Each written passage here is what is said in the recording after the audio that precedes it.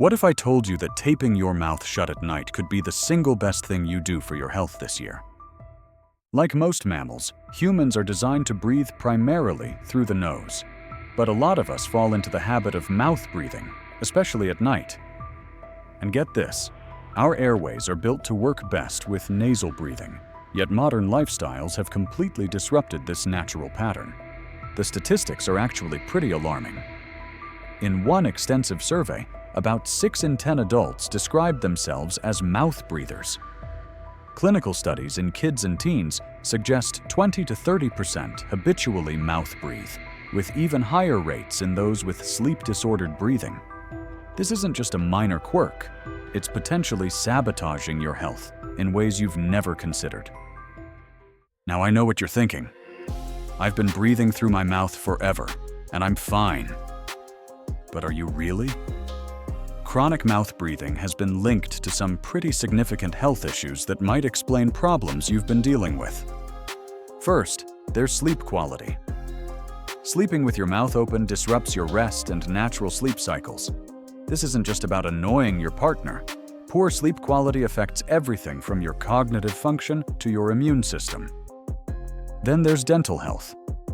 Mouth breathing dries out your oral cavity, reducing saliva that normally protects your teeth and gums. This creates the perfect environment for bacteria to thrive, leading to increased risk of cavities, gum disease, and bad breath. Perhaps most surprising is the impact on facial development. In growing children, persistent mouth breathing is linked with long face patterns, narrower jaws, and more orthodontic problems, especially when it's driven by chronic nasal obstruction. But it doesn't stop there. Chronic mouth breathing is linked with worse sleep quality and daytime fatigue. In children, it can coexist with asthma and allergy problems. There are also clinical observations of altered head and neck posture, but this is less well studied. This is where mouth tape enters the conversation. And no, I'm not talking about duct taping your mouth shut. This wellness trend involves using specially designed, skin-safe tape to gently keep your lips closed during sleep, encouraging nasal breathing. I know it sounds extreme at first glance. When I first heard about it, I imagined people mummifying their faces before bed. But the reality is much simpler and less intrusive than you might think. We're talking about small strips of hypoallergenic tape designed specifically for this purpose.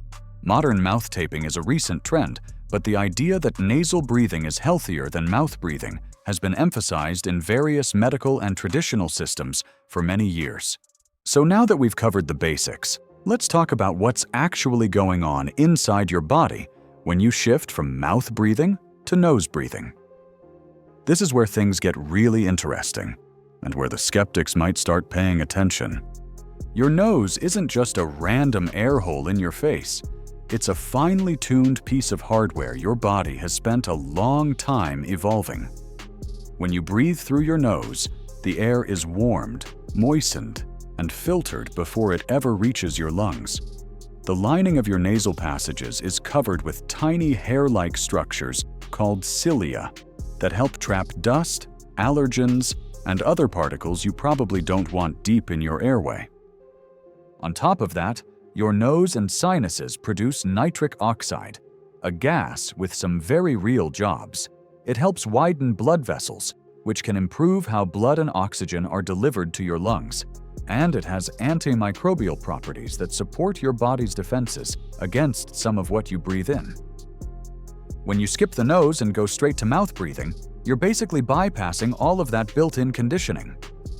Air tends to be colder, drier, and less filtered. That doesn't mean the first night you mouth breathe, you're doomed. Your body is resilient. But when mouth breathing becomes a chronic habit, especially during sleep, you're no longer using the system that was designed to do this job best. It's like skipping the security checkpoint at the airport. Nothing good comes from that. During sleep, the way you breathe matters even more, because this is when your body is supposed to go into deep repair mode. Mouth breathing at night is strongly linked with snoring and sleep-disordered breathing. For a lot of people who already have issues like mild sleep apnea, sleeping with the mouth open can make things worse, and fragment their sleep even more. There's also a chemistry side to this.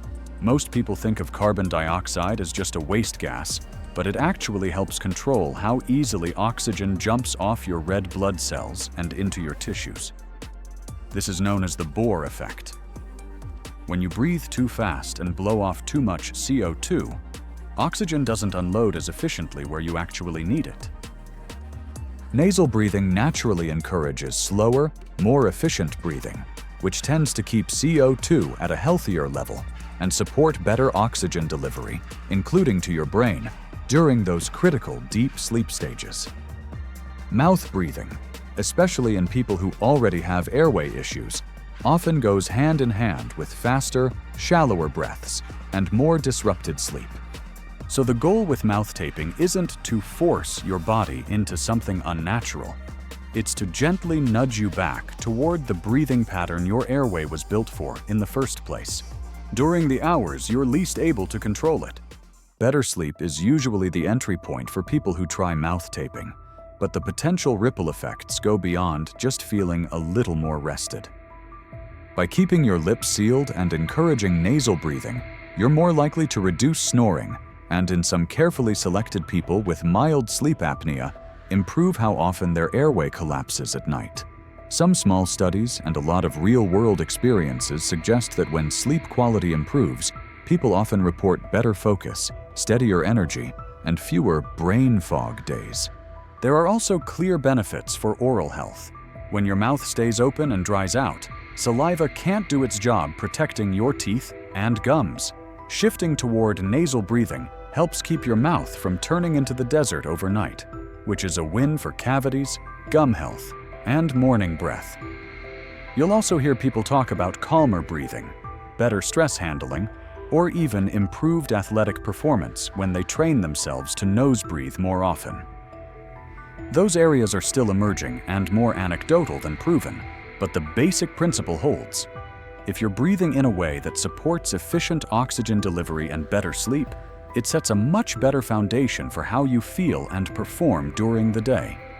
Think of mouth taping less as a magic cure-all and more as a simple tool that can help retrain your default breathing pattern when it matters most, at night. Now, as promising as all this sounds, mouth taping is not a one-size-fits-all solution. If you've got heavy nasal congestion, chronic allergies, a severely deviated septum, or you already know you struggle to breathe through your nose, taping your mouth shut is not a smart try-it-and-see experiment. In those situations, forcing yourself to rely on nasal breathing could actually make it harder to get enough air, and might be unsafe. There's also the question of sleep apnea. Some early research suggests that in people with mild sleep apnea who are confirmed mouth breathers and have decent nasal airflow, mouth taping can reduce snoring and improve their numbers a bit. But that doesn't mean everyone with sleep apnea should grab a roll of tape and go to town. For people with moderate or severe sleep apnea, or for anyone who hasn't been adequately evaluated, it can make things worse. So here's the bottom line. Mouth taping should be treated as an experimental add-on, not a replacement for real medical care. If you're thinking about trying it, especially because you snore, wake up gasping, or feel wrecked during the day, talk to a healthcare provider or sleep specialist first. Getting checked for nasal obstruction and sleep apnea is step one. Any mouth taping comes after that, not instead of it. Let's say you've talked with a professional, ruled out major nasal blockages and severe sleep apnea, and you've got the green light to experiment. How you tape matters. First, the obvious but important rule. Do not grab duct tape or whatever you find in the junk drawer. Strong adhesives can irritate your skin, tear it when you pull them off, and make the whole experience miserable. You want options that are gentle but secure, such as hypoallergenic surgical tape, specially designed mouth tape strips, sleep strips made specifically to support nasal breathing. A lot of people start with a small vertical strip in the center of the lips, rather than sealing the entire mouth. The idea is to encourage your mouth to stay closed, not to create an airtight lock you couldn't break if you needed to. You should still feel like you could open your mouth in an emergency. The first few nights are basically a test run. pay attention to how you feel. Are you waking up panicky, ripping the tape off, or feeling more short of breath? That's a sign to stop and check back in with a professional. On the other hand, if you wake up feeling more rested, with less dry mouth, and fewer complaints from your partner about snoring, that's valuable feedback too. Used thoughtfully, mouth taping can be a low-cost experiment to support nasal breathing. Just prioritize safety, start gently, and treat it as one tool in the toolbox, not a miracle cure. Thank you for watching another episode of Everyday Nuggets. If you enjoyed this episode, please like and subscribe for more videos. Drop a comment. Have you ever tried mouth taping, or is this the first time you've heard of it? If you have suggestions for other everyday things you'd like to know about, please leave those in the comments below. Stay curious.